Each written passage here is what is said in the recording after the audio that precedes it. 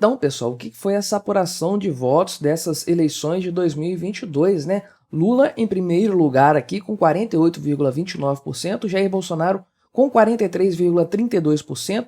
Falta aí um pouquinho das urnas serem apuradas, mas a gente sabe que vai ser isso aqui mesmo, segundo turno entre Lula e Bolsonaro. Olha só que coisa, não é?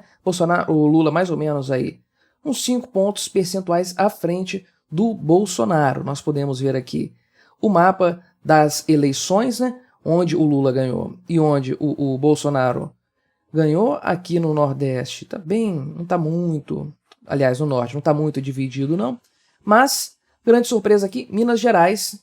O resto a gente mais ou menos imaginava. Lula teve aí uns 5% a mais de votos do que o Bolsonaro. Vamos dar uma olhada nessa apuração, acompanhar esses resultados. Desde já peço que você deixe o seu like, seu comentário neste vídeo. Se inscreva no meu canal se você ainda não for inscrito. Considere se tornar membro patrocinador do meu trabalho com valores a partir de R$ 1,99 por mês. Você também pode clicar no botão Valeu Demais aí embaixo. Me siga nas redes sociais que estão aparecendo aí na tela e vamos dar uma olhada nesses números aqui. O restante não tem muito o que dizer. Simone Tebet teve os 4% que a gente imaginou que ela teria, quase 5 milhões de votos, bastante coisa. Não vou negar, tem uma certa expressividade essa votação dela. Agora, o Ciro Gomes flopou bastante. Eu ia falar aqui de 3 grandes perdedores dessas eleições, e eu ia colocar o Ciro Gomes no meio, mas eu tenho uma teoria de que grande parte do eleitorado do Ciro Gomes, digamos aí uns 4%, decidiu migrar seus votos para o Lula, né, o tal do voto útil, ou voto necessário, como alguns diriam. Então isso explica o baixo desempenho do Ciro Gomes nessas eleições desse ano. Por que ele teve essa votação aqui tão baixa comparada a outras eleições, até menor do que a Simone Tebet? Eu acredito que grande parte do eleitorado dele migrou para o Lula já no primeiro turno. A gente sabia que isso aconteceu no segundo turno também, mas parece que isso aconteceu antes, né? Que dá um grande problema para o Bolsonaro, porque se esses 3% aqui se somarem aos 48% do Lula, então o Lula já passa dos 51% dos votos válidos, sendo que eu acredito que a Simone Tebet, os votos dela não vão para o Bolsonaro também não. Então aí é um grande desafio para o Bolsonaro. Porém, um fenômeno bastante curioso aconteceu nas eleições deste ano. Vou trazer aqui para esse outro site aqui do Globo, acompanhando a apuração por estado aqui e de forma detalhada por cada cargo.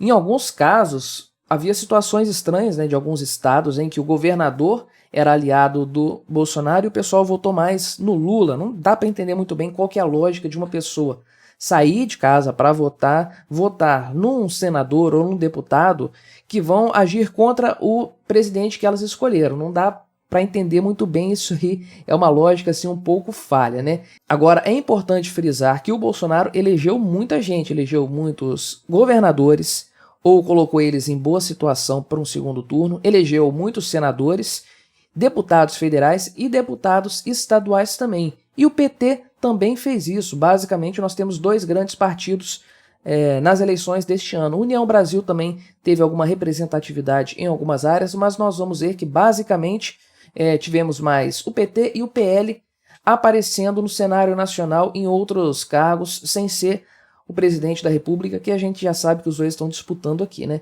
E a coisa seguiu mais ou menos esse mapa mesmo aqui. Mas vamos dar uma olhada nos governadores, então. Aí eu ainda vou falar dos 2 grandes perdedores aqui e vou dar uma visão libertária sobre essa questão dessas eleições específicas. Mas no Rio de Janeiro, eleito em primeiro turno, o candidato do Bolsonaro, Cláudio Castro, do partido dele, derrotou o Márcio Freixo. Todo mundo sabia que o Freixo ia perder, ele não ganha mesmo no Rio de Janeiro, isso aqui já pré-determinado já. Então, Cláudio Castro eleito no primeiro turno. Em São Paulo, uma grande surpresa que foi o Tarcísio. A gente sabia que ele estava vindo forte, mas ele veio aqui muito mais forte do que se esperava. Vai haver segundo turno em São Paulo, mas ele está 7 pontos percentuais na frente do Fernando Haddad lá em São Paulo. Estamos falando aqui de 1,5 milhão de votos a mais. Então, ele tem uma grande chance de ser eleito no segundo turno governador de São Paulo. Isso aqui é uma construção do Bolsonaro, né? E aí vem o grande derrotado, deixei aqui no meu Espírito Santo aqui para comentar, mas eu vou falar de São Paulo antes, depois eu volto aqui no Espírito Santo. O grande derrotado no estado de São Paulo foi o PSDB do Rodrigo Garcia, que fracassou miseravelmente aqui nas eleições para governador, né? Sim, muito bom, fico muito feliz com isso. Minas Gerais, Romeu Zema foi eleito, não é um apoio direto do Bolsonaro, mas a gente sabe que é no final das contas. E aqui reside uma grande chance do Bolsonaro reverter o resultado. Por quê? Porque ele perdeu em Minas Gerais. Existe aqui uma diferença substancial de votos entre ele e o Lula, né? Estamos falando aqui de mais de 500 mil votos válidos. Então, 500 mil votos migrando do, digamos, essa diferença, se fosse revertida aqui, migrando do Lula para o Bolsonaro, daria 1 milhão de votos, né? Então, basicamente, ajudaria a resolver a questão das eleições. Então, se o Romeu Zema declarar apoio direto ao Bolsonaro no segundo turno, coisa que ele não quis fazer no primeiro turno por causa lá do Felipe Dávila, pode ser que o cenário em Minas Gerais mude. Isso seria muito importante para o Bolsonaro. Aqui no Espírito Santo, para minha alegria, o comunista do Renato Casagrande não foi eleito no primeiro turno. Chegou perto, deu quase 47% dos votos. Mas teremos aqui um segundo turno com o Manato, que é o candidato do Bolsonaro. E eu não vou mentir para vocês, tem uma chance do Manato ganhar sim.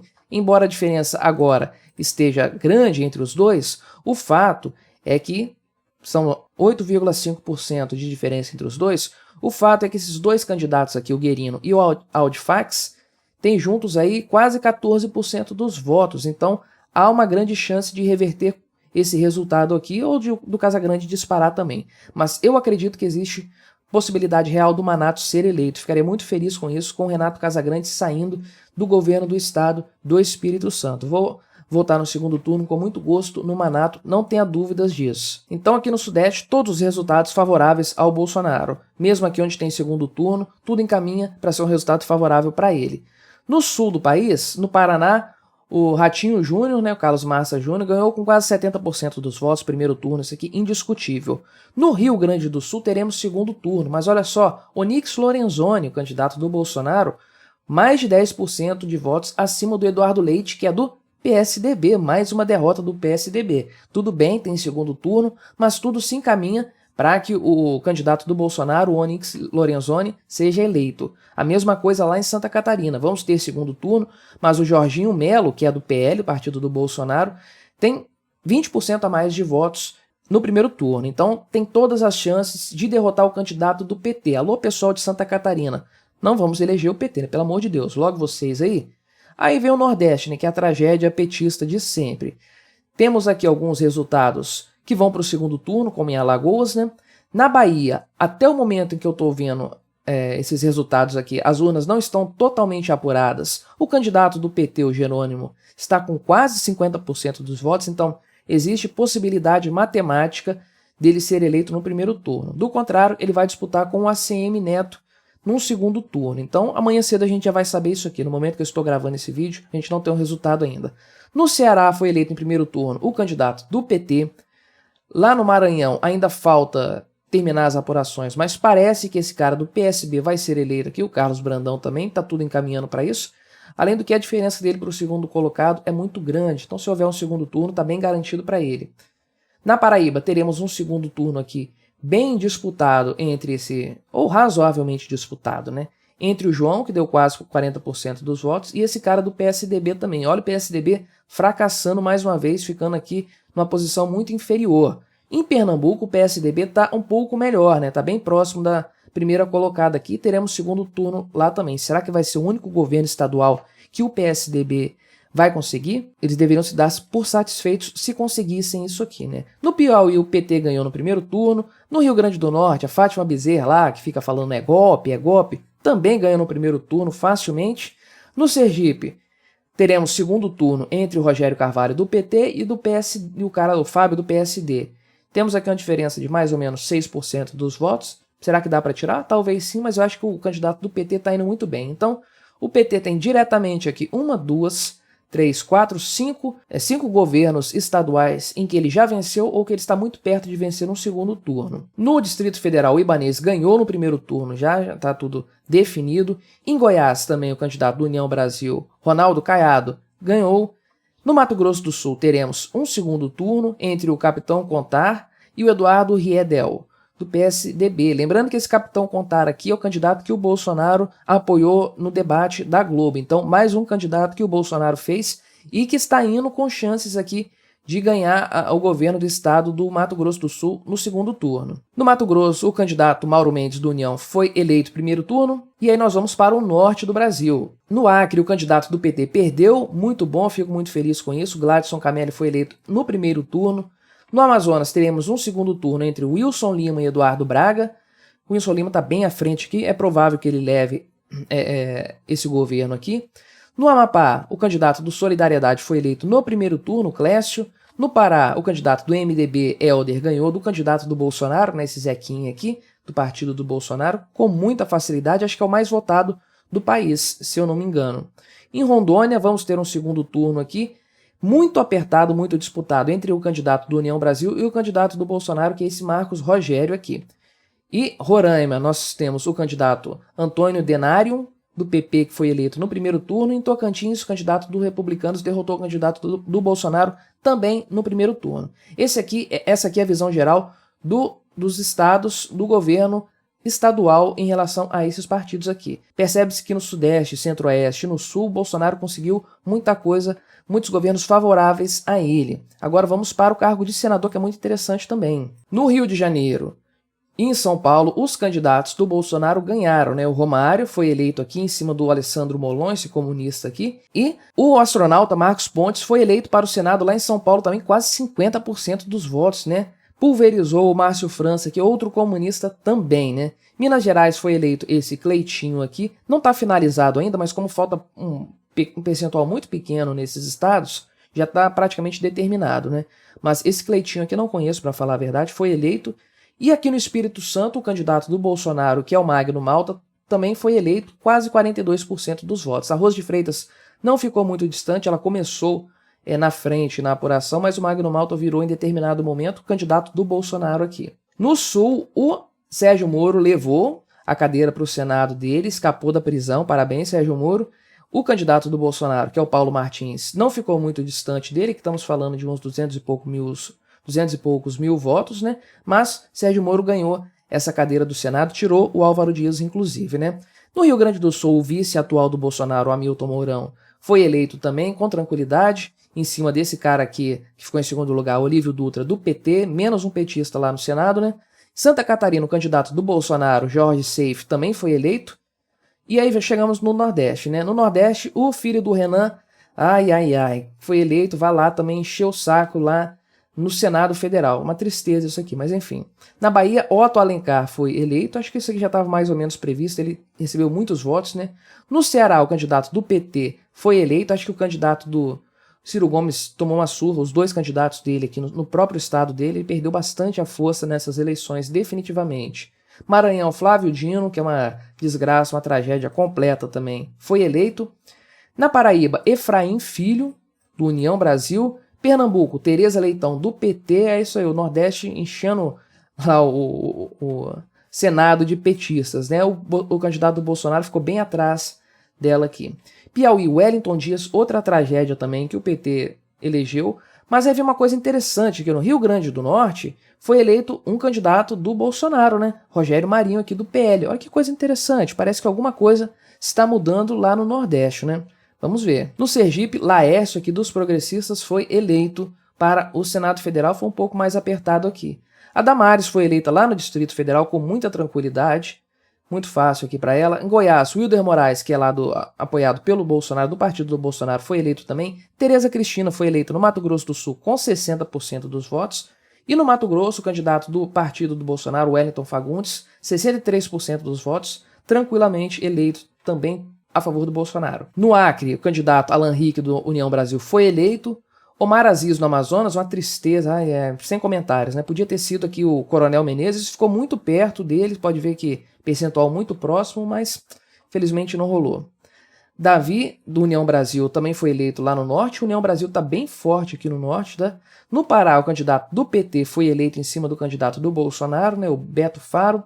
Já em Rondônia, o candidato do Bolsonaro ganhou, em cima aqui dessa Mariana Carvalho, o Jaime Bagatoli. Em Roraima foi o Irã Gonçalves, tirou o Romero Jucá, acho muito interessante isso aí. No Tocantins, essa Dorinha aqui foi eleita, e aí temos os candidatos eleitos para o Senado Federal. E vamos dar uma olhadinha aqui para candidatos deputados a deputado federal também, os mais votados nos estados. Isso aqui é bastante interessante. Em muitos estados nós temos candidatos do PL bem posicionados, o que significa que eles vão levar muita gente com eles lá para a Câmara dos Deputados, né? No Rio de Janeiro nós temos aqui o general Pazuello, né? Foi o segundo mais votado no Rio de Janeiro, então grande puxador de votos. Em São Paulo, a Carla Zambelli, quase 1 milhão de votos, olha que coisa impressionante, sendo que aqui nós temos também, vou até dar uma olhada aqui no estado de São Paulo, porque tem o Bolsonaro, o Carlos Bolsonaro, né, e outros candidatos fortes também, vamos dar uma olhada aqui, ó. Deputado federal, olha só, Carla Zambelli, Eduardo Bolsonaro, Ricardo Salles, todos os três aqui com votações expressivas, né? Centenas de milhares de votos, somando tudo isso aqui dá uma grande quantidade de cadeiras. Mas por outro lado, nós temos Guilherme Boulos com 1 milhão de votos, ou seja, esse cara vai encher a Câmara de Deputados de gente do PSOL. Essa Érica Hilton também teve uma votação expressiva que vai somar com ela. Celso Russomano aqui em cima, que tristeza esse pessoal votando no Celso Russomano. Olha o Kim Kataguiri, teve uma votação expressiva, eu acho que ele teve consideravelmente menos votos do que na outra eleição, mas razoável aqui, foi expressiva a votação dele. Marina Silva também teve uma quantidade de votos aqui. Vamos ver se ela vai lá para a Câmara dos Deputados, né? Aqui não aparece ainda totalizado o quociente eleitoral, alguns estados sim, né? Mas aqui, São Paulo e outros estados, não. Mas vamos dar uma olhada aqui no geral. Em Minas Gerais, Nicolas Ferreira, talvez ele tenha sido o deputado mais votado do Brasil. Acho que ele foi, inclusive, 1,5 milhão de votos, né? Olha só que coisa, o tanto de gente que ele vai levar para a Câmara dos Deputados pelo partido do Bolsonaro, né? Então, bom, se o Lula ganhar, ele não vai ter um Congresso Nacional muito favorável a ele, vai ser um negócio assim, um pouco difícil dele governar, mas ele vai ter o STF do lado dele, então tá tudo resolvido. Espírito Santo, infelizmente, Hélder Salomão ficou em primeiro lugar aqui como deputado mais votado, né? Aqui a gente já tem a lista completa dos eleitos, tem aqui o Gilvan do PL, que é o partido do Bolsonaro, mas o Hélder Salomão vai levar a gente com ele, com certeza. Lá no Sul, no Paraná, o Deltan Dallagnol, olha só, mais votado, e a Gleisi Hoffmann está aqui também garantindo a cadeirinha dela de deputada federal lá pelo estado do Paraná. No Rio Grande do Sul, temos o tenente coronel Zuco e o Marcelo Van Hatten, né? Sempre ele é muito bem votado, que não surpreende tanto. Em Santa Catarina, olha só, aquela dicotomia PL-PT. Carolina Detoni, né? Que é a musa inspiradora do Paulo Cogos, a mais bem votada. Em segundo lugar, este professor Pedro Uczai. No Nordeste, olha que coisa interessante, né? Temos vários candidatos aqui, vou passar por alto, mas olha só, no Ceará, estado do Ciro Gomes, os dois mais votados foram o André Fernandes e o Júnior Mano do partido do Bolsonaro. Olha que coisa interessante. Já no Maranhão, o candidato, Detinha, candidato ou candidata? Deve ser candidata, né? Mais bem votada, também do partido do Bolsonaro, olha aqui. Isso lá em Pernambuco também, né? André Ferreira, do partido do Bolsonaro, também teve uma votação expressiva aqui também.